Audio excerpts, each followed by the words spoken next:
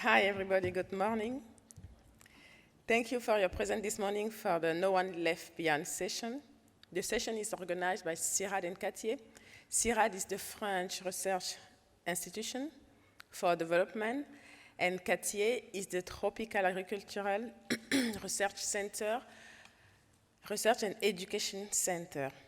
It is based in Costa Rica.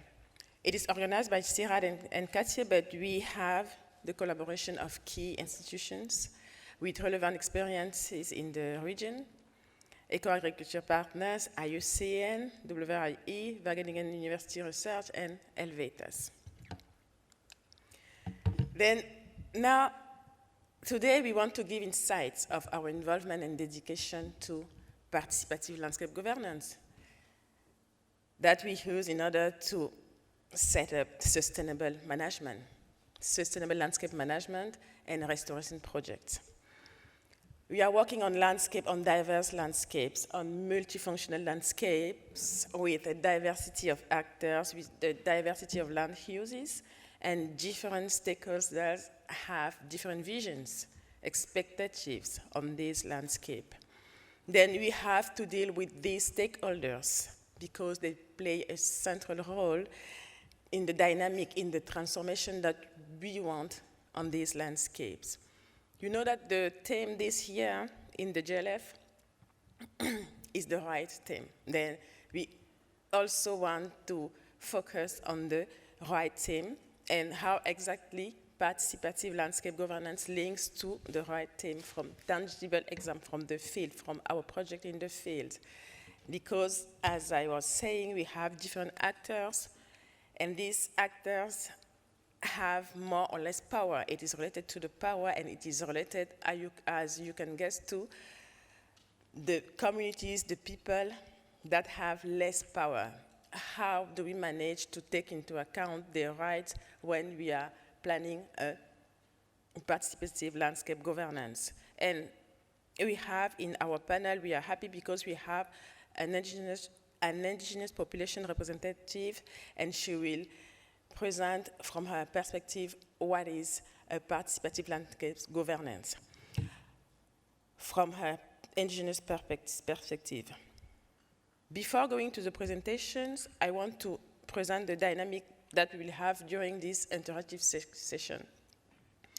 We will have a dynamic around this blackboard. The name is Democracy Wall, but we'll have a Democracy blackboard. Then during the presentation, I will ask you to write questions, opinions of what do you think about the presentation? Do you have questions? Do you need more information? And then Koum, who is there, he's helping me with the Democracy Wall interactions. He will take your questions during the speech, and he will stick the question in the Democracy blackboard, and then each speaker, during the time allowed for that, will go to the blackboard and choose 2 questions. Then you have post-its in your table, and you have something to write, pencil. And then if you could write like in a legible manner, it will be easier. Okay? Then now I want to ask to you in the audience and to you, the speakers, I want us to discuss, to take 2 minutes in order to discuss in your perspective, what are the key features of participative landscape governance? What are the 1, 2, 3 key features that you have in your mind? Then we have 2 minutes. And then for the speakers, we could, and then you have to discuss with your neighbors. For the speakers, you can discuss, you could have 2 minutes to discuss on that with your neighbors of what are the key features, and do I have in my project, do I set up these key features? 2 minutes.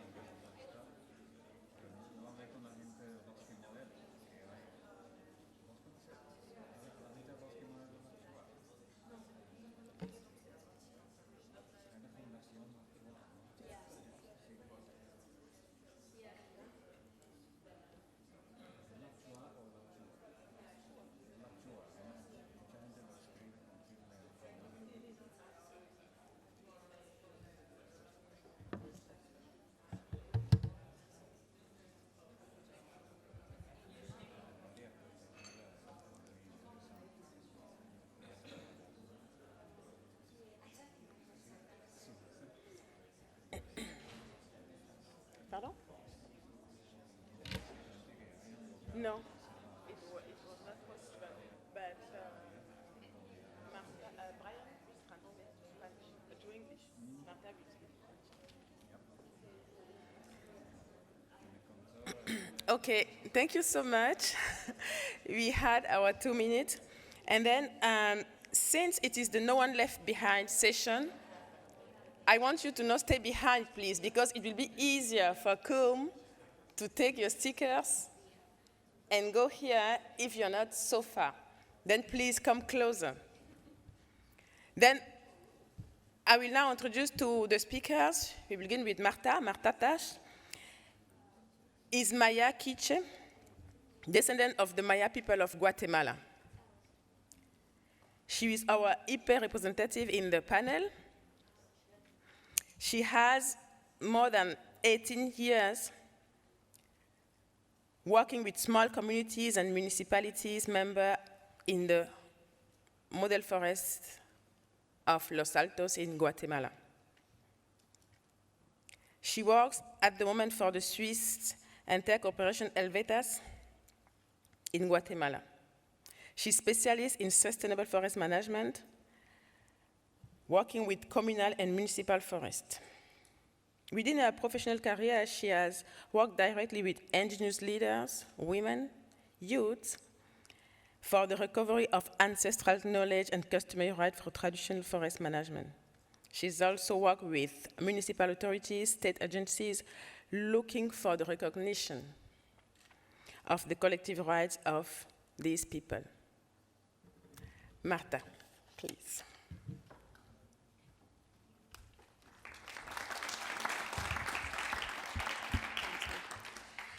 Buenos días. My name is Marta Tosh. I just wanted, I'm sorry, to say Marta will present in Spanish, but we have Brian Finnegan, he will traduce to English. Thank you, Marta. Gracias. Desde los pueblos indígenas existe un libro sagrado de los mayas denominado el Popol Vuh. En el Popol Vuh se dice que todos se levanten, que nadie se quede atrás, que no seamos uno ni dos de nosotros, sino seamos todos. El derecho debe partir porque debe existir la participación de todos y todas desde un ámbito de equidad y de inclusión. Good morning, everyone. I'm translating. Marta started by referring to the Popol Vuh, the holy book of the Maya. The Popol Vuh, among many other things, states that everybody should get up and that nobody should be left behind. ¿Qué fue la última parte? Que nadie se quede atrás. Let's not just be one or two of us, but everyone. Nobody should be left behind. This is in the Popol Vuh, the sacred book of the Maya. Esta es la idea, es parte de la cosmovisión de los pueblos que permiten mantener nuestros propios recursos y nuestros propios paisajes. So the intention is that the basic in the concept is the involvement of everyone, a fully participatory approach to access and use of resources. Y de aquí surge entonces la pregunta, ¿quién tiene el uso y quién tiene el control del recurso del paisaje en los territorios indígenas? So here comes the key question, who has the use and who has control over the resources of the landscape? El uso que tiene que ver desde la práctica propia del individuo que vive en un territorio. Use which is in relation to the everyday use by individuals. Y el control que puede estar en manos del Estado, de la municipalidad o de las mismas organizaciones comunitarias. Control that can be in the hands of the state, of municipalities or local councils, or in local producer or people's organizations. Entonces, ¿de quién son los derechos y de qué tenemos que conservar? So, who has the rights and de qué tenemos que conservar? ¿De quién son los derechos y de quién tenemos que conservar? And who will be involved in conservation? Si es parte de la vida de las comunidades indígenas el tener el acceso al recurso bosque y el recurso agua. It's part of life, it's an integral part of the life of indigenous peoples to have access and control of resources, including forests and water. Desde la historia, los pueblos indígenas han sido guardianes de la montaña. From historical times, indigenous peoples have been the guardians of the mountain or the forest, as the word montaña is sometimes used in Central America. Y el cuidado de su territorio ha provocado violencia y sangre y dolor. Stewardship of the territory has provoked violence, blood and pain. En el pueblo quiché le decimos el cashcol. The Quiche people refer to this as the kashkol, Que significa sufrimiento por defender nuestro territorio. which means suffering in the defense of their territories, the kashkol. Hasta hoy en día, nuestros pueblos siguen desarrollando estos esfuerzos de conservación. Les decimos guardabosques. And until today, right now, people are working on, in their conservation efforts, applying a concept of guardians of the forest. Es un servicio a la comunidad, es un servicio por mantener nuestros recursos. This service to the community is a service for the maintenance of resources. Que nadie paga y poco se reconoce. Nobody pays for this service, and the service is not recognized as it should be. Por ello, los derechos del paisaje deben ser consensuados, deben existir diálogos, porque esto permitirá ser inclusivos en las decisiones de la conservación. For this reason, rights to the landscape must be recognized, and people have access to them on the basis of consensus, ensuring inclusiveness. Donde las mujeres tomen un rol más importante en la toma de decisiones y donde el Estado reconozca el derecho del recurso que se tiene en las comunidades indígenas. Where women must have greater participation in decision making, and the state must recognize the role that the indigenous people must have. Promoviendo además el aprovechamiento sostenible y la diversificación de los medios de vida de estos paisajes. Promoting, besides, sustainable use of resources. Otra vez, Marta. La diversificación de medios de vida. And the diversification of medios de vida, livelihoods. Vemos en la fotografía una empresa forestal, una microempresa forestal de mujeres indígenas Mayamam que certificaron semillas nativas forestales. In the photograph, you can see a women's organization that is producing certified seeds of forest tree species. Es una forma de accesar a la toma de decisiones de los recursos. This is a way of entering into process of decision making about the use of resources. ¿Algunas reflexiones para abrir este espacio? Some reflections to open a space for discussion and interchange. ¿Cómo promovemos la conservación, el manejo y la restauración del paisaje desde la visión y cosmovisión de los pueblos? How are we going to promote the conservation, management, and restoration of the landscape on the basis of the vision and cosmovision of the Maya people? Los marcos legales facilitan el libre ejercicio de los derechos de los pueblos indígenas en decidir y desarrollar sus propias formas de manejo de sus propios recursos. Do the legal frameworks make possible a free exercise of the rights of indigenous peoples in deciding upon and developing their own forms of management of their own resources? Los estados reconocen el derecho legítimo de los pueblos sobre sus territorios. Do states recognize legitimate rights of indigenous people to their territories? Como organizaciones cooperantes, estamos creando consensos y facilitando los procesos con los dueños del paisaje, o estamos forzando el cumplimiento de objetivos y metas a nivel institucional.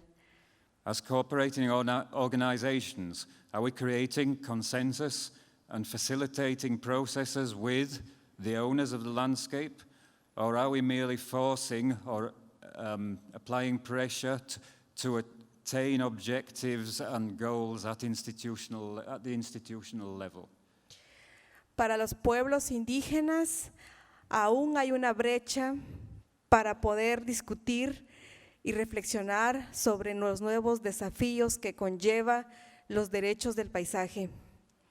For the indigenous people, there is still a gap in relation to their right to be involved in and take decisions on the governance of the landscape. Territorios donde hay licencias de exploración minera, pero también son áreas protegidas y no se reconoce el derecho de las comunidades de su propio territorio. There are territories where the right to carry out exploration for petroleum and in esos territorios. Y también son áreas protegidas. And also they are protected areas, which many of you will know cases where this is happening. La voz de los pueblos indígenas sigue siendo invisible ante estas políticas públicas. The voice of indigenous peoples carries on unheard in relation to decision making in these affairs. Entonces, yo pregunto, ¿de quién es el derecho y de qué derechos estamos hablando? So Marta asks, whose are the rights? Whose are the rights that we are talking about? Cuando los pueblos indígenas forman parte de la diversidad cultural y biológica que conserva todavía estas áreas naturales. Indigenous peoples represent part of the cultural and biological diversity of the territories in which they're present. Y como dijo un poeta quiché, corazón del cielo, corazón de la tierra, que las huellas de nuestros pies no las borren los vientos, que el camino que nos lleve hacia el amanecer sea fuego y sea luz en los sueños. Okay, Marta asked me yesterday also to translate poetry. Somebody told me a definition of poetry is it's that form of literature that's destroyed by translation. So, however, again, I will try to translate the poetry from a Maya poet. Heart of the sky, heart of the land, that the winds do not rub out our footprints, that the road that takes us towards the dawn be fire and light in our dreams. Para nosotros los pueblos es importante que se reconozcan nuestros derechos y se valore nuestro trabajo en la conservación del paisaje. For Marta and her people, it's vitally important that their rights to control and take decisions over the management of landscapes is recognized. para que todos nos levantemos y seamos uno solo en la conservación. So that we will all work together in landscape management and conservation. Thanks, Marta Tosh. Marta Tosh.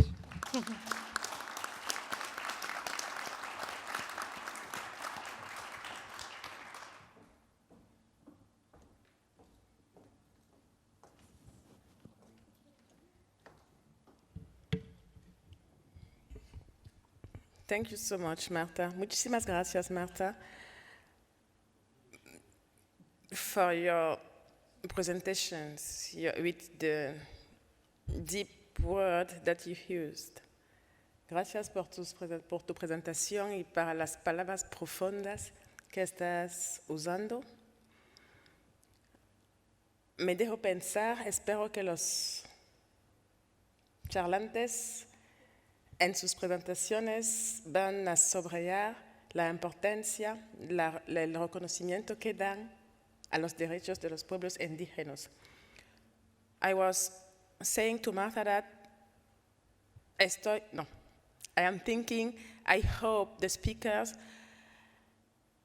have taken into account really the rights of these indigenous people. As Marta was saying, they are part of the biodiversity, they are part of territories, their own territories, and it is logical. It seems really, really important that we have to take into account their rights. They're present in the territories. Then I will now give the microphone to Brian Finnegan. Brian Finnegan has an Irish and British nationalities and has been working since 1985 in Kachi as researchers, mentor of graduate students, and a provider of training and technical assistance. He's a specialist in applied ecology, sustainable management, restoration of the natural forests in Latin America, in the Caribbean. He is the leader of the Forest Biodiversity and Climate Change Program of the Tropical Agricultural Research and Higher Education Center, CATIE. During his career at CATIE, he has directed or formed part of the advisory committee of more than 100 postgraduate students. He's author and co-author of over 100 articles or chapters in international scientific journals and books, as well as regional media in Spanish. He is currently leading the project Socio-Ecological Restoration of Forests, Landscape and Ecosystem Services, Resilient to Climate Change, in collaboration with the National Institute of Forest Science of the Republic of Korea. He is member of the international networks such as Forest, Landscape and Agroforestry FTA, with the centers of the CG and Second Four, which is led from Wageningen University and Research Center, the Netherlands.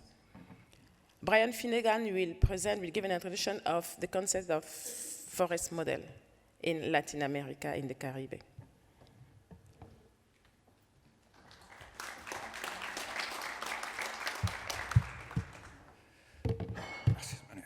Hello, everyone. So it's great to see such a good audience so early on Sunday morning.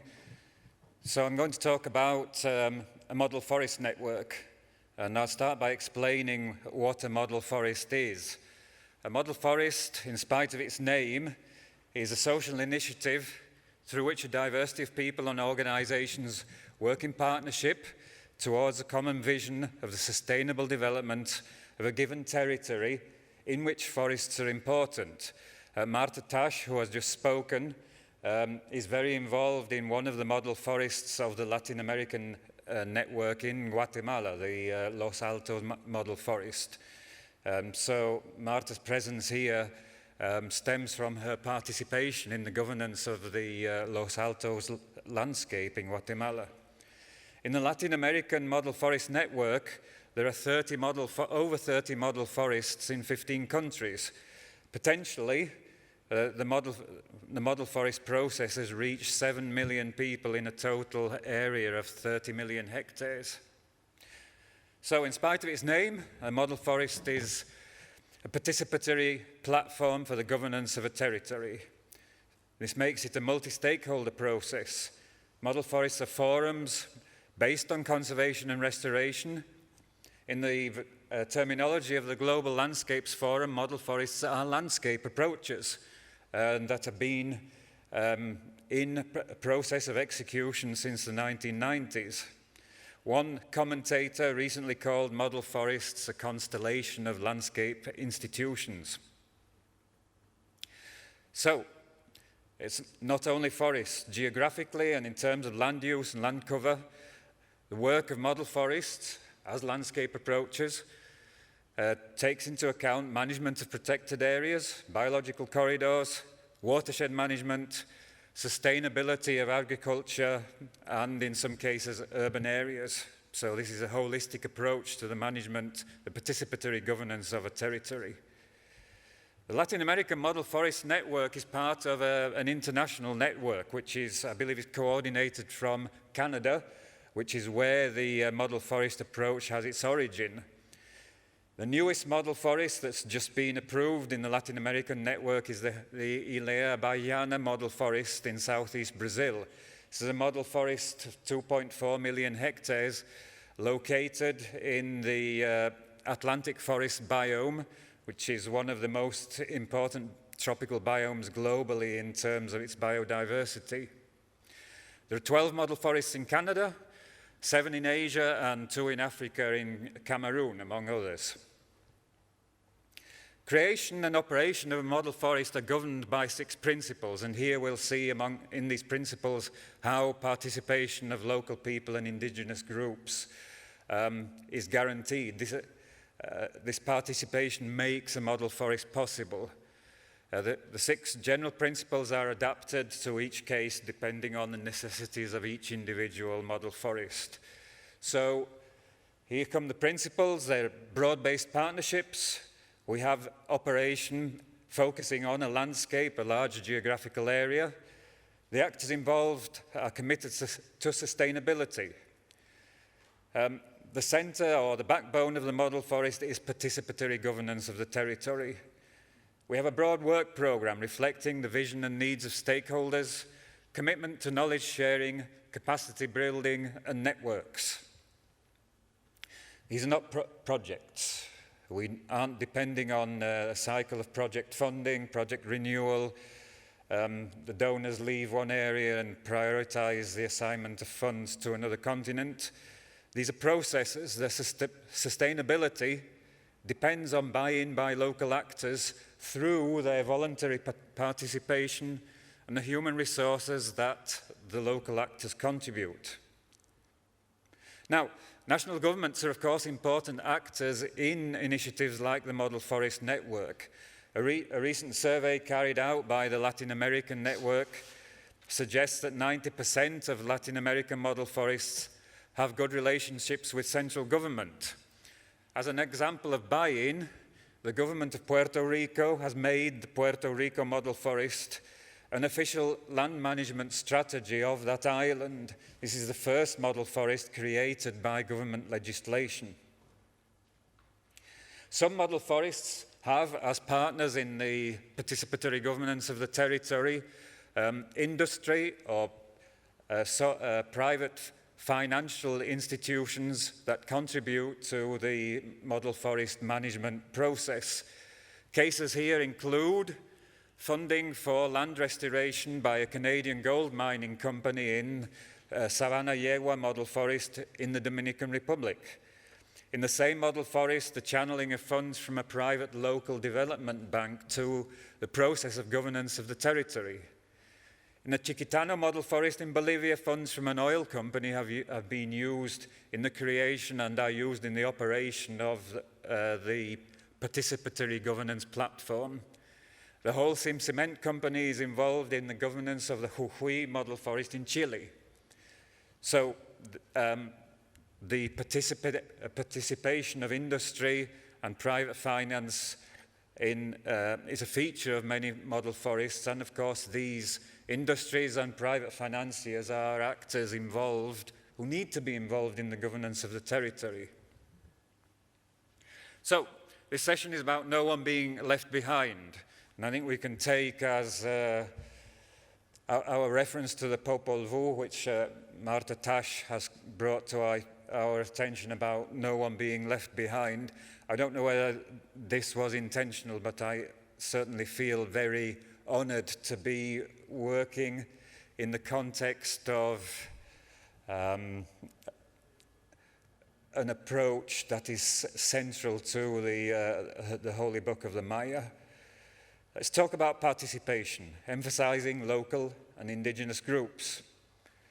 So a model forest is about voluntary participation of these groups in particular. Indigenous people in Latin America are involved in many of the model forests because, as Marta Tosh has emphasized, they have rights to land in or in close proximity to the forests in the landscape. Their livelihoods often depend at least partially on timber and non-timber products from the forests. As Marta Tosh has also emphasized, indigenous groups have special cultural bonds to the land and the forest. If we go to the Alto Mayeco model forest in Chile, one commentator stated that indigenous people involved in the governance of the model forest used to see Chile's National Forest Authority, CONAF, simply as a source of employment and, of course, the law. Now, through the work of the model forest, CONAF and other actors in the landscape, including local organizations and indigenous people, have become partners, and the cooperation has brought benefits to everybody. Also in Chile, in the Panguipulli model forest, young indigenous leaders from the Mapuche culture have created governance institutions, including the Coscos Parliament. This, again, is the dependence of the model forest. The model forest exists because of this participation.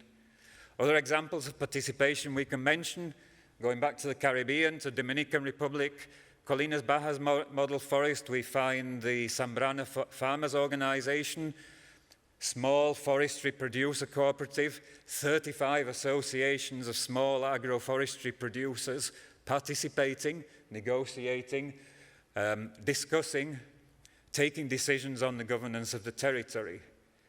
Finally, through examples of participation of local people and indigenous peoples, let's go to Brazil. The Mosaico Sertão Veredas Peruaçu model forest is close to the Brazilian capital, Brasilia. There we find, among the participants in the governance of the territory, the Chacriabá Aldeia Barreiro Preto Indigenous Association, the Association of Small Producers of Várzea Grande and Vila Bonita. So these are simply examples of participation of local groups and indigenous people in the governance of these territories. These are not projects. These are processes whose sustainability, I'm not going to say guaranteed, I tell my students not to say guaranteed, whose sustainability depends on, and we believe will carry on due to the buy-in from the local organizations. So to finish, one type of participation defined by specialists in the subject is transformational participation. Transformational participation alters governance structures, institutions, social relations. It bridges capacity gaps that are the source of exclusion. This is transformational participation. We believe transformational participation by local and indigenous groups can be achieved in the context of a model forest. And I want to finish by inviting everyone to learn more about model forests through the different resources that are available. So thanks for listening, and again, especially so early on a Sunday morning, and I'd be very pleased to answer any questions or doubts that you might have about this presentation. Thanks.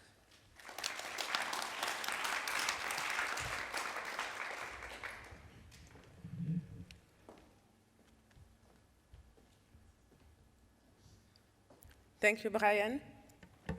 I just want to remember that we have to fill the democracy wall. Then, if you have a question, could you write it in the post-it, and then we'll take the seekers to stick in the wall, in the blackboard. Thank you, Brian, for your presentation on the model forest network. And then if you want more information about the model forest network, you have some flyers, some brochures of Cartier. This is the brochure of Cartier. And then inside you have the network of the Ibero-American model forest network, and you have also the contact of Brian Finnegan if you need more information on that.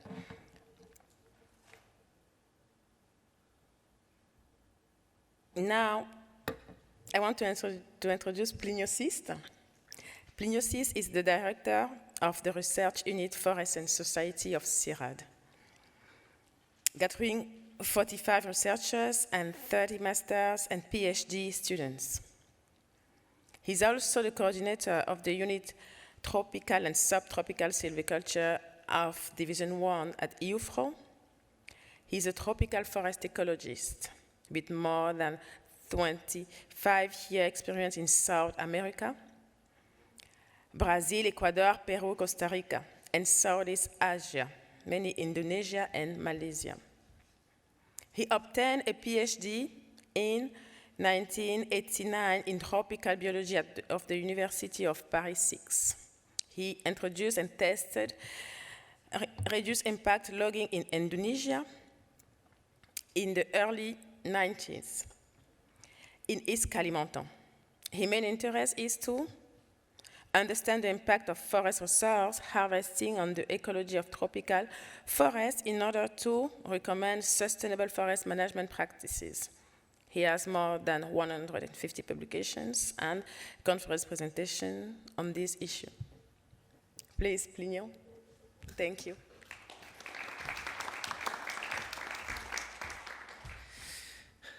Good morning, everybody. I will try to keep in 5 minutes. I would like to present very briefly a new project that has been funded by the European Community and by the program Climate Kick. The project is called Forland, and it's a tool to implement participative landscape restoration. One of the sites, our project started in September last year, and it will go to April next year. So it's a very short project, and what we are trying to do is to develop a tool to able decision of the governance of certain territory. Our vision is that people can better adapt to radical change, and their decisions are more sustainable if they can explore together possible futures and reflect different points of view. So the participative approach is really center and key in this project. And we have three main principles. The first one is collaborative. We want to build a common vision of the landscape and making every voice count as far as it's possible. And the second, it's innovative. We want to build a foreign restoration platform for the landscape, trying to put all the information you need to decide what landscape you want for the future. And perspective, we build up model and we're trying to simulate the impact of the scenario we defined with the stakeholders according to different environmental and socioeconomic indicators. One case study of this project is in Paragominas. Paragominas is located in eastern North Amazon. Is really on the arc of deforestation. It's about 2 million hectares territory, and you can see on the map. Here we have a unit of forest management. Here the central area is big farmers making cattle ranching and soja. We have here and here smallholders and an indigenous area. All green is forest. You can see that 60% of the territory is covered by forest, but as you can see on the right graph, most of the forest is degraded, and the municipality went since 10 years ago into actions against deforestation, but they they think they have reached a threshold and they want to go forward and trying to go for restoration and try to improve, for example, connectivities and biodiversity, and also to improve the degraded forest. Here they want to restore these degraded forests, and they have also a lot of problem in fires. Here it's a general view of the landscape. You can see that on the plateau here you have soja, and on the slope you have forest more or less degraded, and on the bottom you have cattle ranching. So it's a very fragmented landscape, and what we're trying to do with the stakeholders is trying to reorganize these landscapes to improve forest conservation, to improve forest connectivity, and also to improve the landscape environmental conditions. So what we are trying to do is to find the best land use compromise for the best landscape ecological functioning. So we are looking at forest cover quality, forest connectivities, and also forest production. How Forland is working? First, we are trying to make a diagnosis and trying to put in the platform all the information we can have on the land use system, on soil erosion, on climatic condition. And this is really the basis for building up in the second step the scenario with the stakeholders. Our client is the governance of the territory, is the municipality, but it doesn't mean that we are not taking into account all the stakeholders. So we are taking into account smallholders, big farmers, and also indigenous people. And we are trying to make a participative approach, mainly using serious game. I don't know if you know about that, but we are trying to put people into a condition and try to make them understand that what they are doing in their own property can have an impact on not only on the neighbor property, but also on the landscape level. And what we want to set up, it's a common representation, common future of the landscape. Once we have defined the indicators that we want to assess and the scenarios they want to us to simulate, we are doing a web reporting. We are making the scenarios working, and then we hope that this simulation will help them to take the decision. The decisions are not taken by the project. The decision is really taken by the municipality. So our work is to help them in making their territory they want for the future. For building the scenario with them, we have defined indicators with the stakeholders. What are the indicators they think are important? And we have two main kind of indicators: environmental indicators and social and economic indicators. We've tried to be simple because we have not a lot of time to do that. So for environmental indicators, we selected carbon and biomass, and we think that this is a good proxy for assess the forest state. The more carbon you have, the more mature the forest is. And the connectivity, which is for us a proxy of biodiversity, how to connect all these fragmented forest and degraded forest, and we are trying to simulate connectivity based on more than 300 animal taxa, and also soil erosion, because the landscape is not only a forest landscape, it's also a landscape with agricultural systems, so soil erosion is important. And in terms of social and economic indicators, the costs and benefits of land use systems, the jobs, this is an important indicator that the stakeholders want to simulate, and the land use value. In conclusion, the project Forland is really based on the bottom-up approach. What we are trying to do is to develop pilot territory, pilot landscape, but we are not trying to impose our decision. What we want to do is to help people to take decisions. So it's really important that it's a demand of the governance of the territory or the landscape. As I said in the beginning, it's really a participative approach. We are trying to set up a consensus among stakeholders And we are trying to make every voice counting. And of course, the main objective, and you can see in the picture here, we are playing a lot in this project and trying to put people who are in the municipality designing, and smallholders and big farmers. And we have also people from the universities. We are trying to put all these people together and make them understand that whatever their decisions are, there is an impact. And sometimes they realize that by playing, they didn't even think that their decision could have such an impact. And if you want to have more information, we have a new website, and I'm one of the coordinators. Joanna is the coordinator from ONFE, and there are some flyers on the table. And if you have more questions, I will be happy to answer all your questions. I'm sorry, we haven't yet a lot of results, but I guess that in November, December, once we will have the results of the simulation, I will come back and try to be more informative about the results. Thank you very much.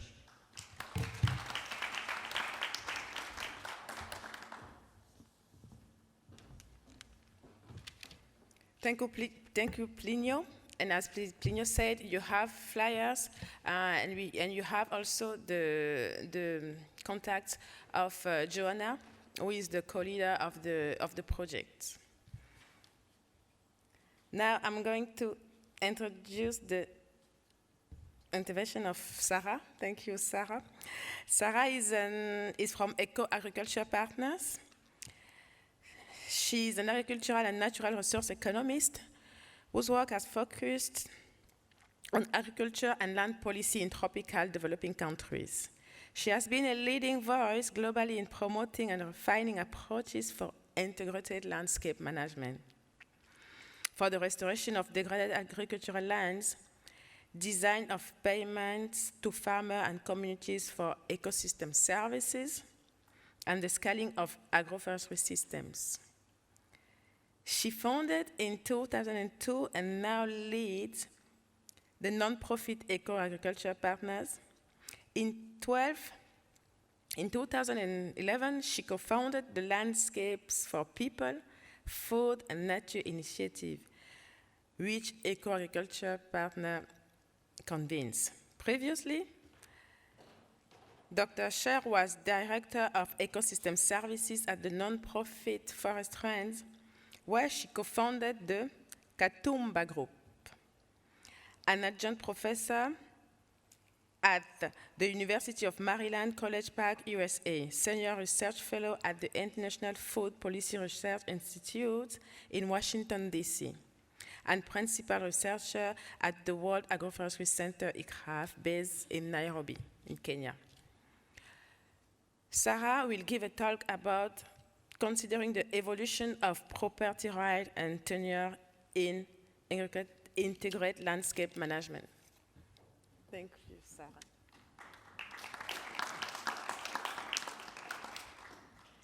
Thank you very much, Marie-Ange, and good morning to everyone here. It's really a pleasure to be in this session. One of the things that we've been hearing a lot over the last 2 days, for very obvious reasons, has been a focus on the imperative to secure local community and indigenous rights to their lands and territories in the face of large-scale land grabbing, international companies coming in and intentionally or unintentionally messing up people's lands, and national governments making claims on lands that communities and indigenous people consider to be their own. And those things are critically important. What I want to talk about today, though, is a whole nother set of property rights and tenure issues that are emerging in these integrated landscape management initiatives like the Model Forest Network and other kinds of multi-stakeholder landscape mosaics, where you actually have a large number of legitimate stakeholders there.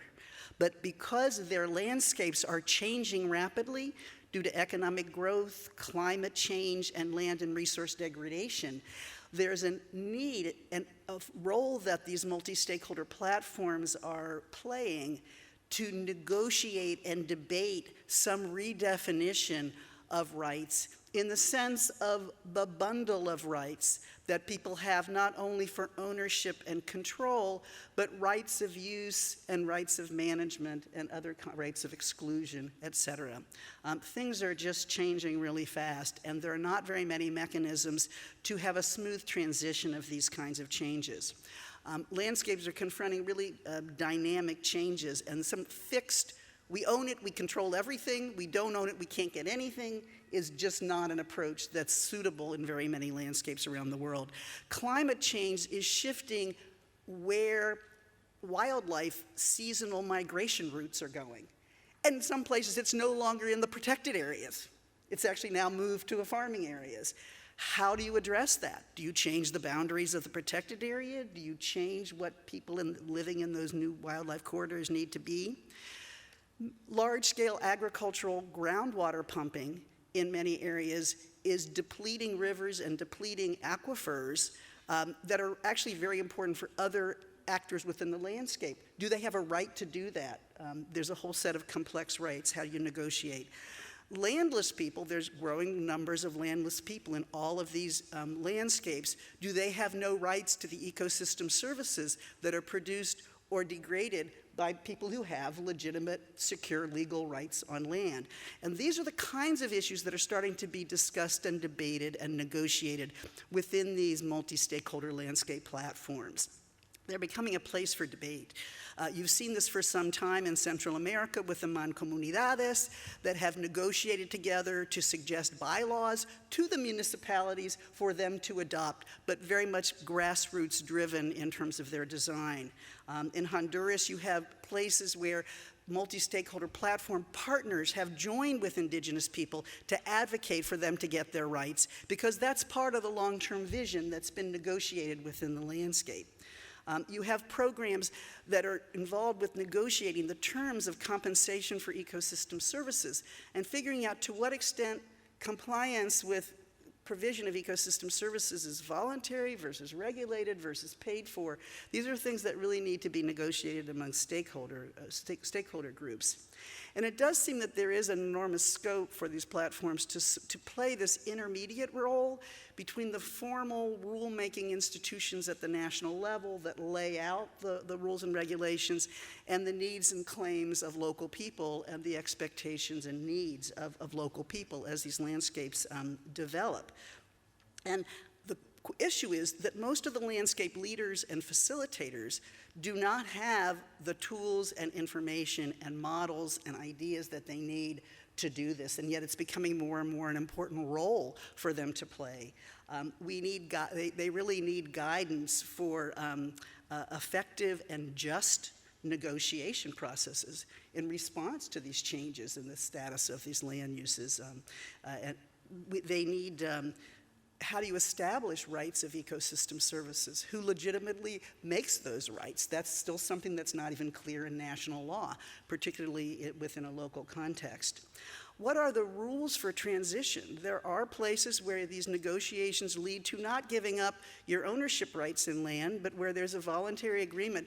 We will give up our rights to exclude people from this land because we know that the landless need to come in and use this land, and in exchange for that, they will get some benefit from the social group at a large, and they're willing to make that arrangements. But it's very ad hoc, and there's not much guidance on how to manage and discuss those relationships.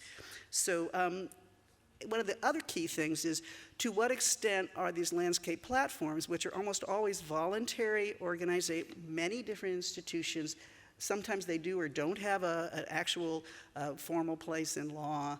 How can they be used both by grassroots organizations and by national and state governments? What are legitimate roles for them to play? That has actually not been very much discussed. So I'm just sharing a few of these thoughts to throw in some additional ideas that I think have huge implications for who gets left behind and who does not, who has a role in these negotiations, how are their views changed, what are considered legitimate requests and what are not legitimate requests.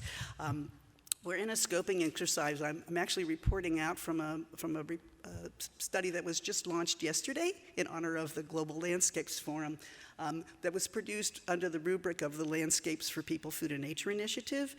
It was done together by Eco-Agriculture Partners and Cornell University with support from Oxfam, and it's just a scoping. It's laying out the agenda for what we really need to do work on in this field, and there's a few flyers over there on the corner of the table if you'd like to take them away. So.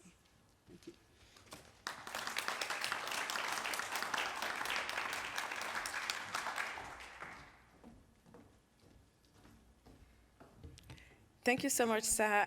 We have 3 more speakers, and thank you, Kim. I wanted to remind about the democracy wall. And then now we are going to move to the presentation of Leander. Leander Rice is an economist of IUCN, and he's currently based in IUCN Regional Office for Mexico, Central America, and the Caribbean. He holds a double degree PhD in resource economics from the Ghent University in Belgium and the Humboldt University of Berlin in Germany. His main line of work within IUCN is related to economic assessment of forest landscapes, restoration actions, including financial, environmental, and social analysis, the evaluation of financing mechanism of FLR, forest landscape restoration, and the development of investment and business plans. He's also involved in the development of Landscale that he will present today, a standard to measure landscape scale sustainability through the provision of measurable indicators of the state and trajectory of sustainability at the landscape level across environmental, social, and economic dimensions. Please, Leander.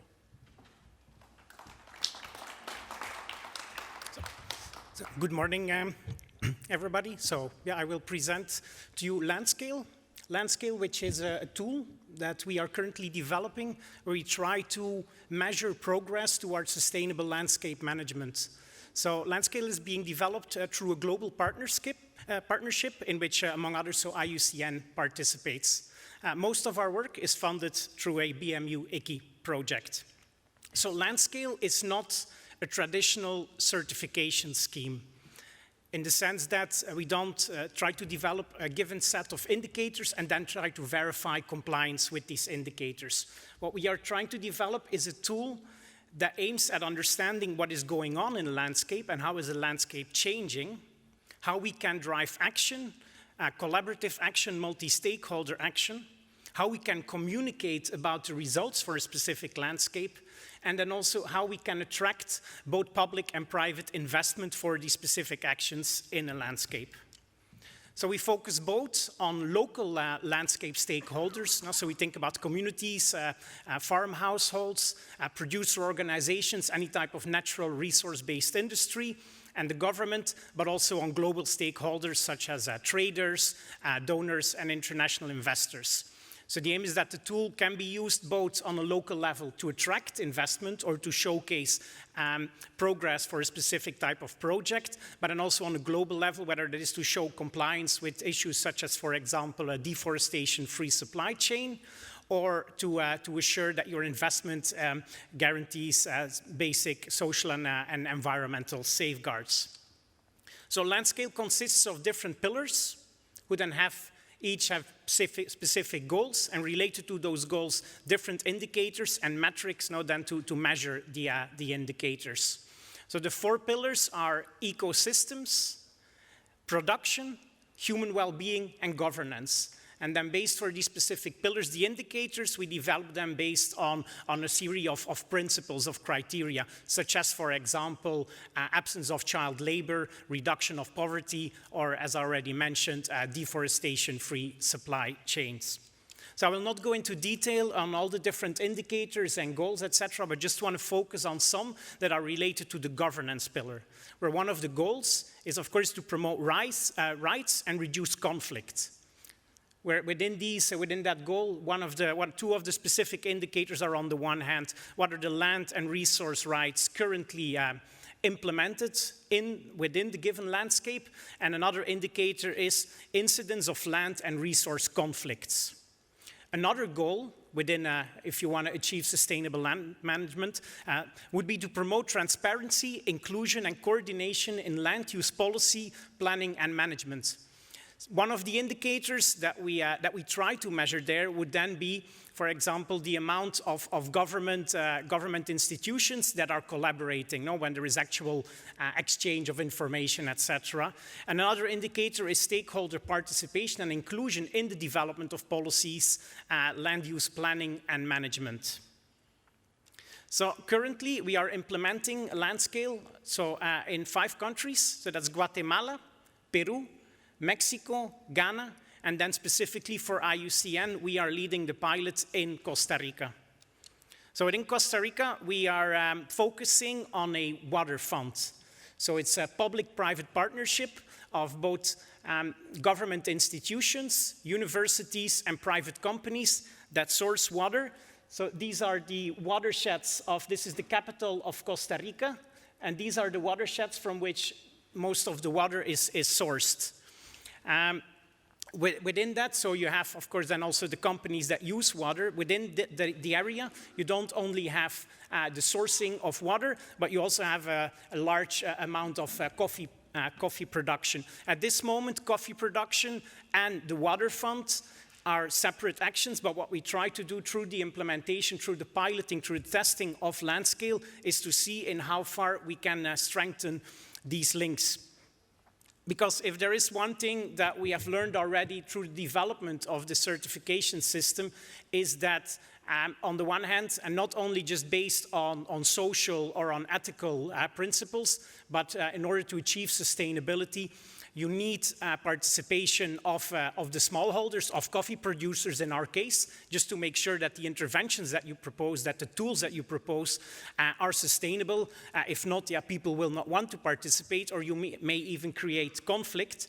Whereas on the other hand, the necessity of a governance structure to implement landscapes, in our case a public-private partnership, is also key to attract private investment. We do work with specific private companies, but they are normally not the only ones sourcing from a particular landscape. Thus, in order to assure for them that their investment, does not benefit their direct competitors, or you would have to start promoting things that we don't promote, such as the buying of land, etc. What you need to establish, what you need to create are public-private partnerships that assure that a company, when it invests in a landscape, although the benefits are not only for the specific company, at least that there is a certain level of ownership for that. So as I said, I did not go into the details of Landscale and everything that it includes, but we will have a first public consultation in August. So there is a website there, landscale.org, if you're interested in Landscale or would like to participate in the public consultation. No need to consult or to review the whole Landscale. If you are interested in specific pillars or just want to comment on one of the indicators, you're more than welcome. Thank you.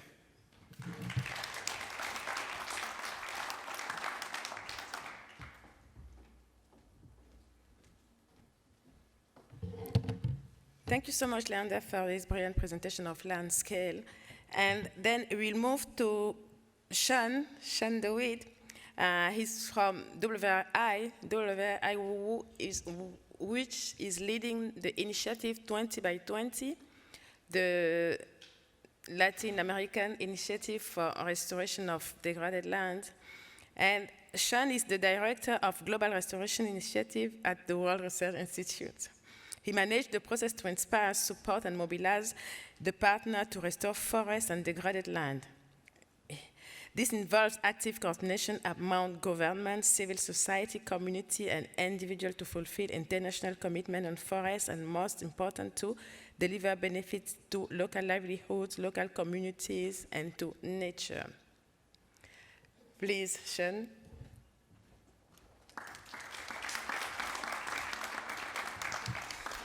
Great. Thank you, Maria-Ange. Thank you, Marta. Thank you for coming today. I will go quickly. I realize we're jeopardizing democracy over here, timing-wise, so I'll move pretty quickly through the presentation. I am Sean DeWitt from WRI. We are a research institution, so we are not on the ground dealing with landscape governance like many of my colleagues here, but we try to create data, analyses, and tools to support those efforts. So there are two key things I'd like to talk about today. One is around community and indigenous rights, and the other is around mapping of social landscapes. So jumping right into community and indigenous rights, we have worked with the 13 institutions that you see here to create a platform called Landmark. And Landmark exists to be a global platform to map where are the indigenous and community lands around the world. So you see here the global map. And of course, this is a work in progress. We have data from many countries, but there are some countries where us and our partners are still securing data. But what you see here is the darker brown is where secure indigenous lands that are recognized by government exist. The dark blue are where community lands exist, and they're recognized by government. And where you see the lighter shades of colors are where there are claims to those lands, but not yet recognized by government. If we zoom in here a bit to Latin America, which is the focus of this talk, you'll see in Mexico toward the north, here we go, you see the ejidos and other community lands in blue, in dark blue. You'll see some indigenous lands here in the darker brown. But if we come down here to the Amazon, you'll see this mix. You'll see this darker brown where those are indigenous lands that are recognized by the government. And then you'll see these lighter brown areas as well, where these are lands that are claimed as indigenous territories, but not yet recognized by government. And so, this platform is publicly available. I'll show you the link. And so this can be a great tool to help you understand where some of these amazing partners are. And why are these amazing partners? Marta was alluding to it earlier. We'll just put some numbers behind it. But we did a study with many of the partners you just saw to look at, in Bolivia, Brazil, and Colombia, what did deforestation rates look like inside indigenous territories, which are the hatched areas that you see here, and then what do deforestation rates look like just outside of those areas? And the results are startling. In Bolivia, the deforestation rates were 2.8 times lower. In Brazil, they were 2.5 times lower, and in Colombia, they were 2 times lower. And I think this image says it all. These dark blue or purple areas are where the indigenous territories are. The pink is deforestation between the years of 2000 and 2012. And you see, the image says the story. Look at the deforestation outside of the indigenous territories and look at it inside. And so this is a great investment. This chart, the orange bars that you can barely see, those are the costs to establish that tenure. And then the green bars that you see are actually the cost, the benefits that you see, the socioeconomic benefits, the ecosystem service benefits that you see from a mixture of carbon, water, pollination, biodiversity, and other things. And the green bar is the lower end of those ecosystem services. The lighter green bar is the upper end of those, but clearly this is a great investment. And not only that, there's a huge scale opportunity. There's 513 million hectares of forest, an eighth of the world's forests that are in legally recognized community forests. This is equivalent to 37.7 billion tons of carbon, which is equivalent to taking 29 times the annual footprint of passenger vehicles off the road. So this is a fantastic mitigation solution that we're not investing enough in. So what does this mean? The implications, one, is we really do need to work to establish and protect these tenure-secure forested areas. We need to make securing rights a central climate change mitigation strategy. And we need to put communities and indigenous groups in the driver's seat, central to the implementation of this. And so how to do that? We've created a couple of tools that I just wanted to quickly highlight here as we think about this idea of how you map some of these social landscapes. First, we worked with colleagues at IUCN to create this guide to assessing restoration opportunities. It's called ROAM. And this does try to answer these key questions: the who, the why, the what, the where, the how, in order to develop a restoration strategy so that you can implement more strategically. Now, when we think about the why, there's a whole suite of tools out there that will help you, to assess why are we doing this. Is it for food security, for water benefits, for biodiversity? For the what, there's a whole menu of different solutions. You might be doing natural forest restoration, you might be doing mangrove restoration, you might be doing agroforestry, silvopasture. For the where, we've created hundreds of biophysical maps. We've created probably too many biophysical maps. But the point of what I really wanted to make today is that we haven't created enough social maps. And really understanding who these key players are, because when we think about the who is who's going to implement these solutions. And so and this, of course, many people have built social networks over the years. There's a tremendous amount of academic literature on this. We had a hard time finding just a how-to book that said, here's step 1, step 2, how you will map who the stakeholders are and how they're connected. And so this publication is available just as an example of some of the results. This was from a district in India. But what this really starts to tell you is who are the key players that are active in that landscape? What are the information flows? How do people get information within that landscape? What are the financial flows? How does money move through that landscape? But also, what are the authority and the power structures in that landscape? The bigger the bubble you see here, the more authority or power those people had in the landscape. And as we know, these things really affect the way that all of our programs are designed and ultimately roll out. Just as one example from Brazil, we had a really interesting mapping that we did, and what you see here in the red, you see this is where the women are at the center, and here in the yellow is where the men are at the center. And what we realized was that the way that they received their information was dramatically different. Women were receiving most of their information from secondary sources, elders, churches, clubs in their community, whereas the men were receiving information from more formal sources, from companies, from cooperatives and others. And the orange that you see were common sources, things like internet and schools. And so it really started to affect the way that our local stakeholder that we were partnered with designed their entire program. So definitely encourage folks to check out these tools. The last thing I wanted to mention was that, as Marie-Ange mentioned, we are part of the 20 by 20 initiative. I had this really big panel just 4 days ago in Buenos Aires, and I just wanted to mention that all of these folks are investors. They're impact investors. And in order to bring tenure, to transform tenure into opportunity, to transform strategies into opportunity, often money is key. And that, of course, we should be looking at climate funds, domestic budgets, donor funds, all of these things to move these things forward. But at the same time, I just wanted to say, don't also forget some of these impact investors in the private sector. It's not always easy to work with the private sector. You need a lot of capacity. But at the same time, 4 out of the 9 impact investors here were already investing in community lands or indigenous territories. So just something to keep in mind. With that, here's the link to all the tools, and thank you very much for your attention.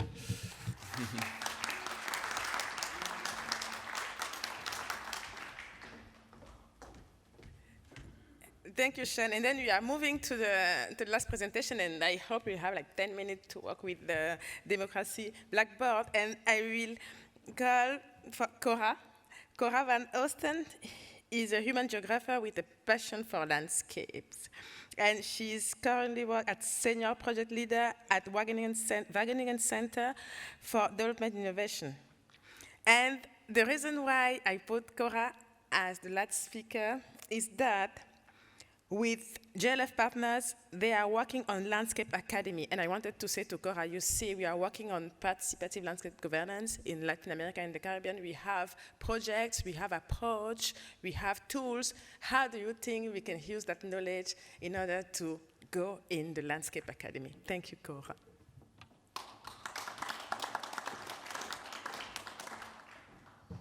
Thank you very much, Marie-Ange. Indeed, I don't talk about tools or instruments or geoimagery or whatsoever. I talk about capabilities. Capabilities of landscape actors to do all these wonderful things that we hope that will happen in the future. Who's going to do it? And what are the capabilities that you need to actually make it happen? So that's my story. And I keep it short because we are not very democratic, we ourselves, in this session. Anyway, for us, landscape governance is nothing more and certainly nothing less than the right to place, the right to be.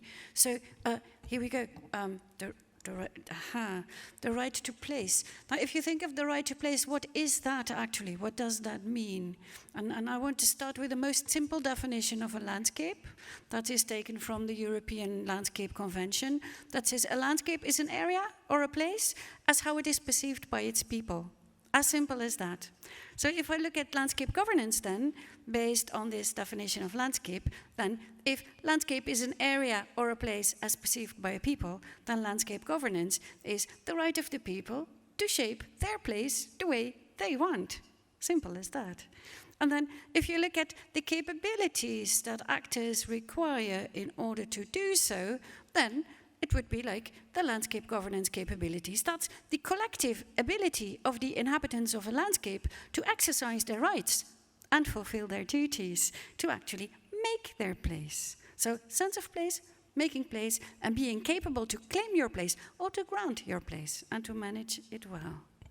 Okay, still, it's a little bit theoretical and difficult. So we asked, I must say, hundreds of landscape practitioners on the ground. And we asked them, how would you define landscape governance? And this is the way they defined it.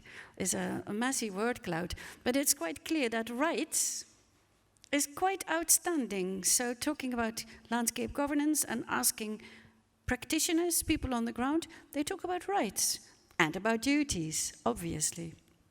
So we tried to frame this whole word cloud thing into something like a framework. And a framework is not a guideline or a manual. It's nothing more or less than a framework to frame your mind. So we thought, okay, landscape governance, if we frame that in an accessible manner, it would boil down to the right to place, the right to having your own identity and to be.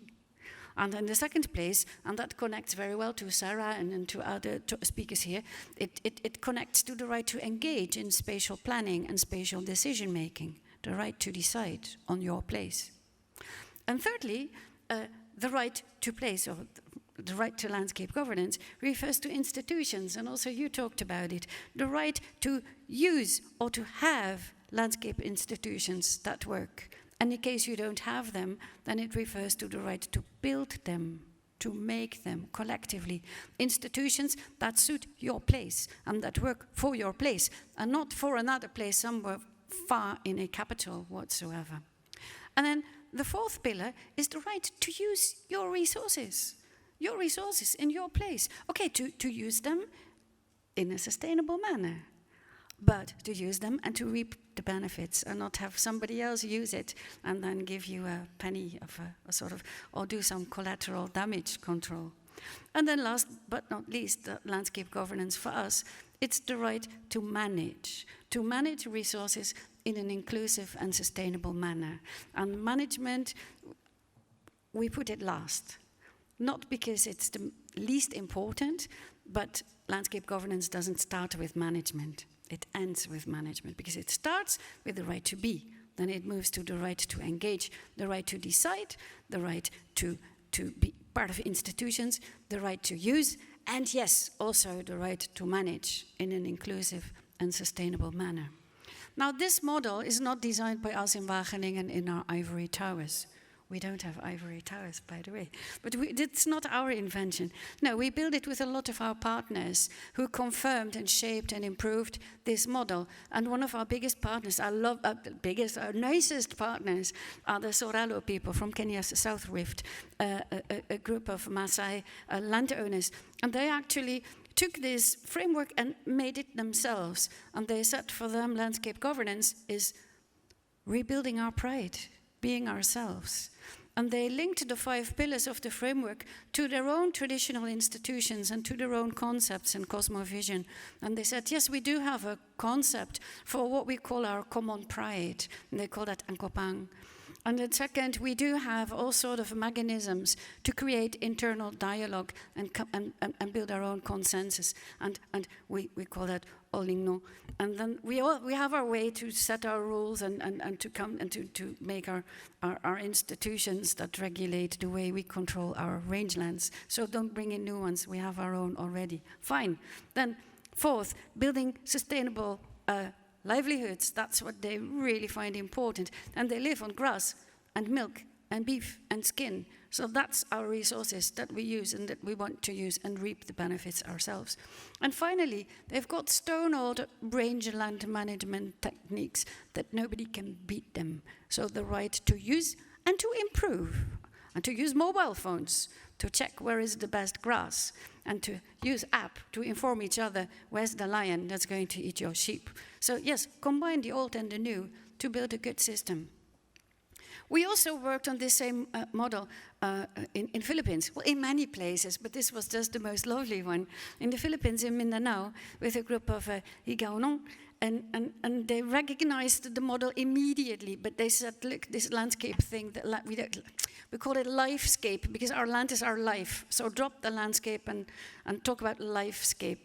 And for them, lifescape also boils down to these 5 pillars. The right to be, the right to exercise your own holistic communion, they called it, between nature, people, and the spiritual world. And they said, oh, we do a lot, we do have our institutions that make us meet and that make us work together. And we do have our rules. We know them. Let us use them. Allow us to use our own rules to manage our own territory as well.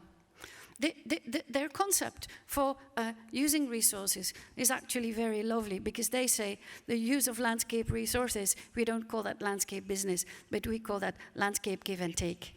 So we take from nature and we give back to nature. I think, well, that's a smashing business model. Why cannot we learn from that?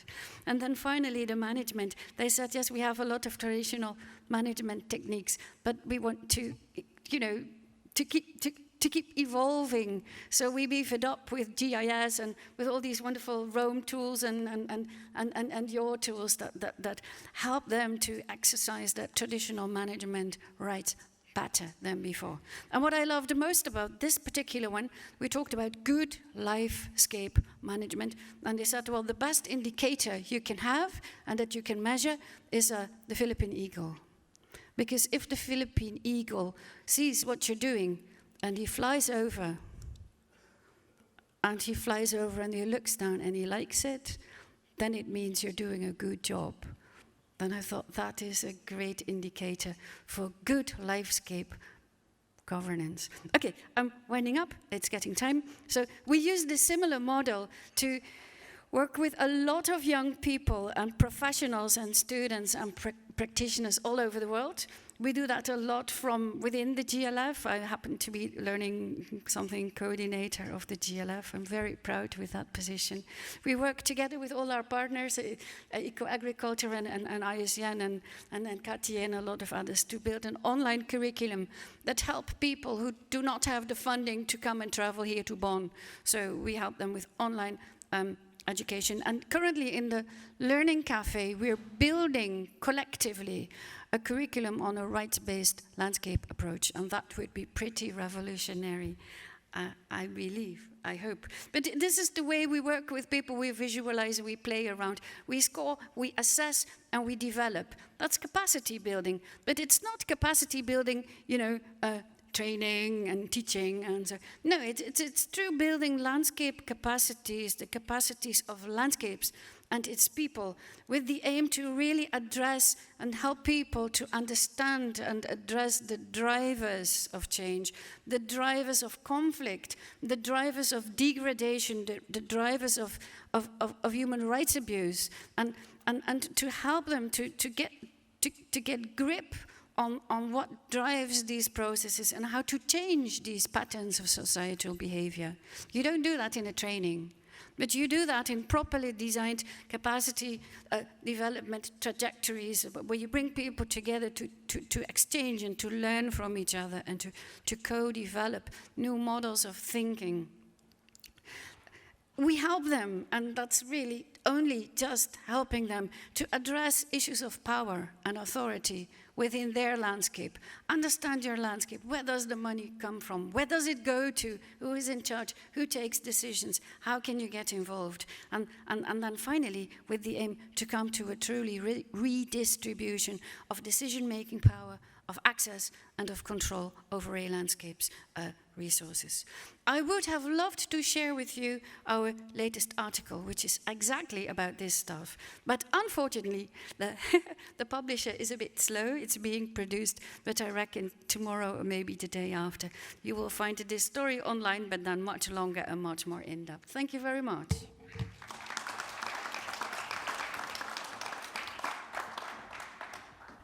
Thank you so much, and I apologize for the time, for keeping the time. I'm not so good in keeping time, but now I want us to take like 10 minutes to take 1 or 2 questions in the democracy world. Then we will be a little democratic, and then now you will have the coffee break, I think. But let us take 1 or 2 questions, and then discussing with the presenters.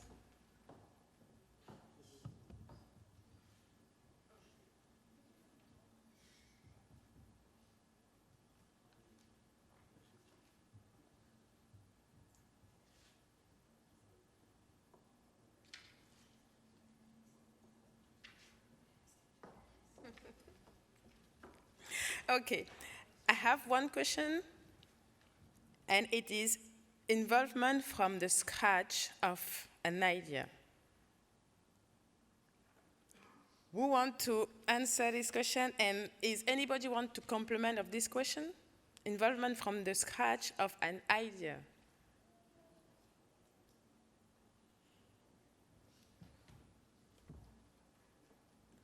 Who made the post-it?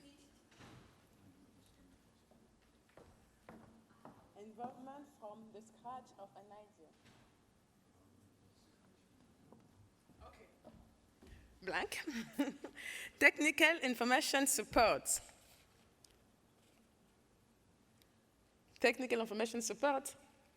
Neither. And then a question to Shan. Do you already have outcomes and results from the environmental, social, and economic indicators you mentioned?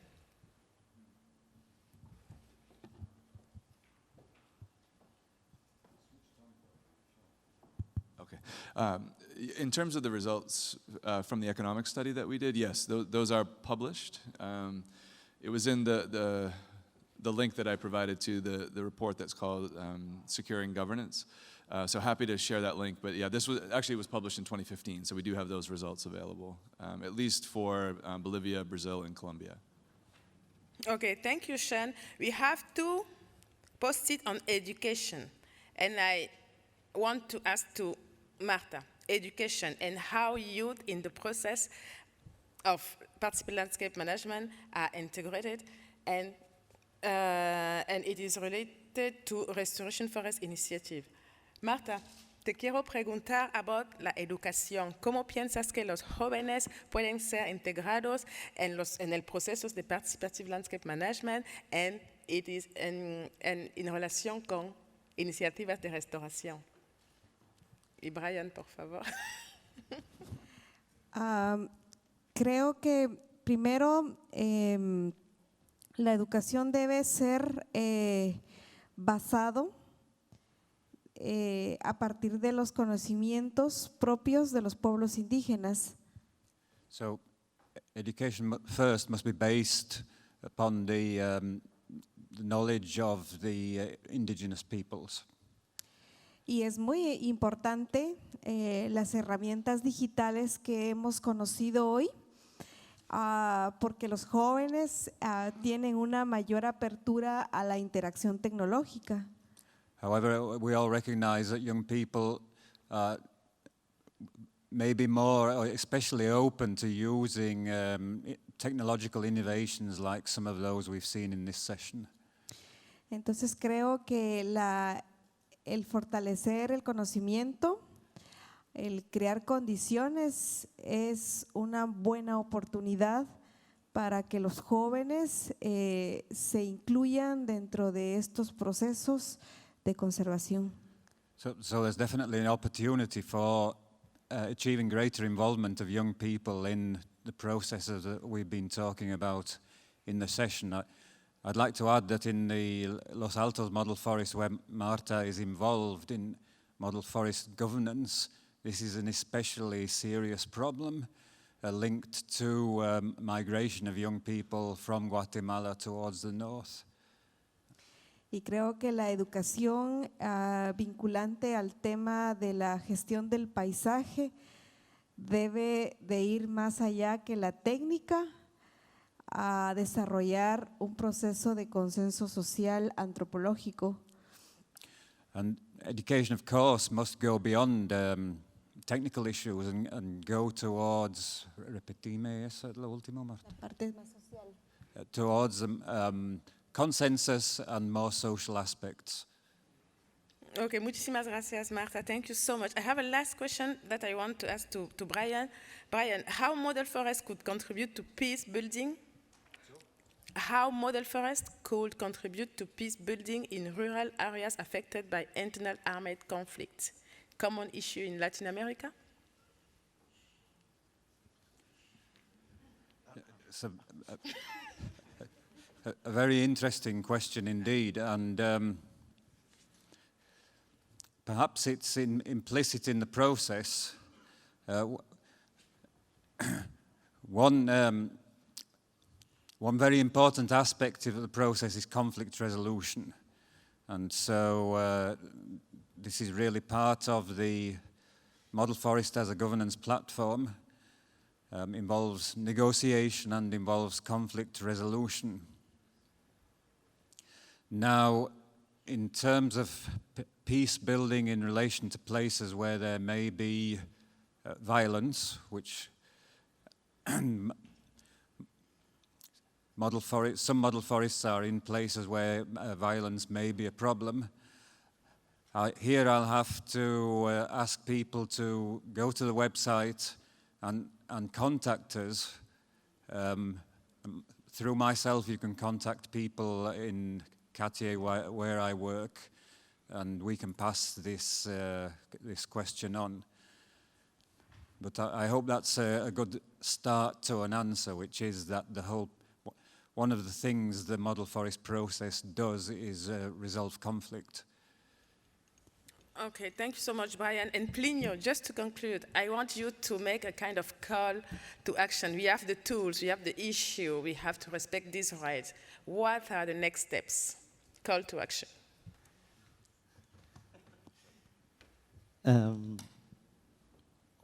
I think that what we really need is to put on the field a kind of landscape pilots projects. There are model forests, but I think that we have to also develop in the field and with the people restoration landscape projects. And for that we need, of course, people, but we also need a lot of money. I often heard that there is no public money in the world, but I think that there are indeed a lot of money and public money. I take the example of my country, France. Every year there is 80 billion euro every year from tax evasion. So you cannot say that there is no money. I think that it's a question of priority. And some economists say that if the climate was a bank, it has been said for a long time ago. So I think that it's not really a question of money. I think it's a question of politics and priority. And when we see what is happening in the world, I don't believe that there is this kind of consciousness of the urgency to do something for the climate change. And I think that this is really a big problem of how to put this in the field. There is a good willing from the field, but I think that the politics are not really following the urgency of the climate change issue. Cora, please. Yeah, I think if you ask me what's to be done now, what's the next step for action, I think it's up to us experts to take a step back. Because I've loved all the presentations, but I have a few quotes. We build your common vision. Oh, that sounds scary. And I also heard somebody say, we build your platforms so that you can work better. And then we build scenarios for you to decide. And that sounds a little bit scary to me. So I think if we all experts take a step back, that in the first place would save a lot of money.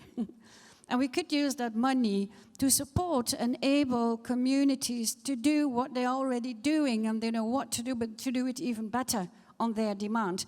And I think key is in that is again, capabilities, supporting people to be more capable, to be more agile, but to define their own pathways. So for us, let's try to be a little bit more modest and let's create more space for people to govern their landscapes the way they want.